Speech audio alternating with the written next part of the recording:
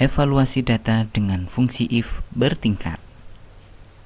Pada kegiatan pembelajaran, biasanya siswa akan dinyatakan lulus jika semua nilai di semua mata pelajaran mendapatkan nilai 75 ke atas.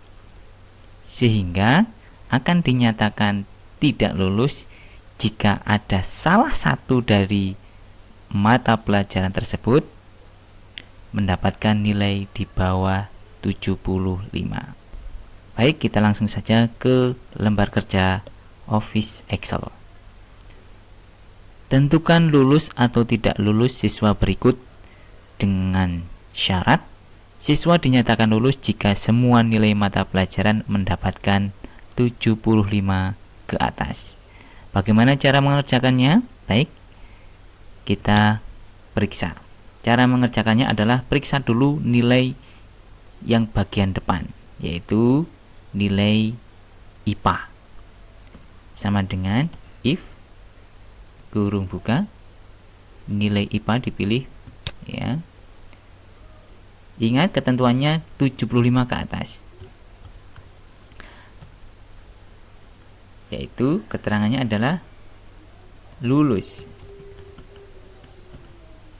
koma gitu, tidak lulus, tanda petik, kurung tutup. Ini untuk menentukan apakah nilai IPA lulus atau tidak. Kita periksa. Ya, nilai IPA lulus. Tapi pertanyaannya, untuk menyatakan lulus itu syaratnya tidak hanya mata pelajaran IPA, tetapi juga mata pelajaran IPS. Oleh karena itu, mata pelajaran IPS harus diintegrasikan sebagai syarat pada kelulusan. Artinya, jika IPA lulus, kok IPS tidak lulus, maka ya tidak lulus. Itu sebabnya IPS masuk ke bagian kondisi benar. Ya, syarat dalam kondisi benar di sini. Kurung buka. Kita periksa lebih besar sama dengan 75, maka lulus, koma, tanda petik lagi, tidak lulus, tanda petik, kurung tutup. Artinya, jika tadi mata pelajaran IPA telah lulus, kalau IPS tidak lulus, maka tidak lulus. Ya. Kemudian kita enter. Ya. Logikanya IPA 78, IPS 86 seharusnya memang lulus karena tidak ada nilai di bawah 75. Baik, kita lanjutkan. If kurung buka, kita periksa IPA harusnya lulus ya, lebih besar sama dengan 75. Keterangannya adalah lulus, tidak lulus, kurung tutup. Ya, ini untuk menentukan apakah nilai IPA itu lulus atau tidak. Kita periksa lulus. Kemudian karena syaratnya lulus itu harus nilai IPS juga harus lulus, kita periksa. Ya. Ya. If kurung buka, ya, lebih besar sama dengan 75, koma, lulus,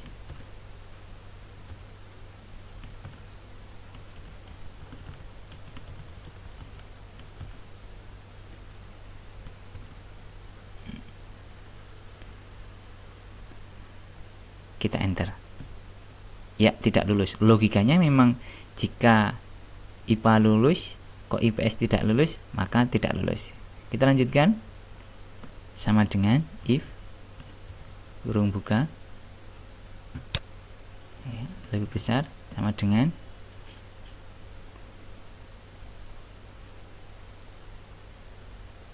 75, koma, lulus, tidak lulus, kurung tutup. Nah, nilai 74. Padahal KKM kriteria minimal harus 75. logikanya dia tidak lulus ya. Evaluasi pertama tidak lulus, jadi secara instan dia sudah dinyatakan tidak lulus, walaupun dia harus tetap melewati uji kebenaran dari nilai IPS. Jadi walaupun harus mengikuti evaluasi kedua, ya tetap percuma karena dia sudah tidak lulus di kondisi yang pertama.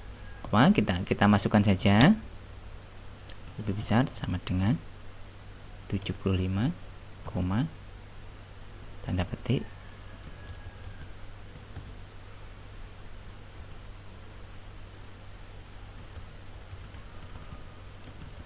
tidak lulus, tanda petik kurung tutup. Ingat, jika kurung bukanya ada 2, kurung tutupnya juga harus ada 2. Kita enter, tidak lulus ya. Nah, ini nilainya semuanya di bawah 75.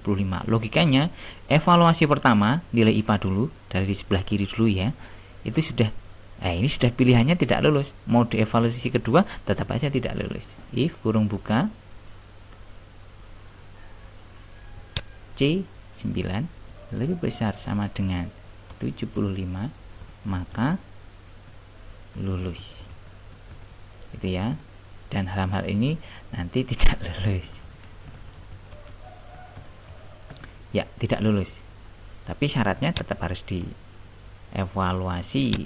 Walaupun pertama sudah dinyatakan tidak lulus, ya tidak lulus. Kita masukkan if lagi, kurung buka.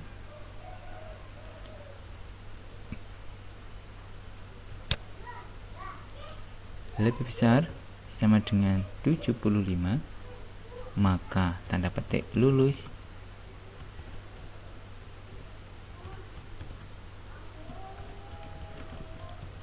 Lulus, tutup ya. Semoga bisa segera dipahami.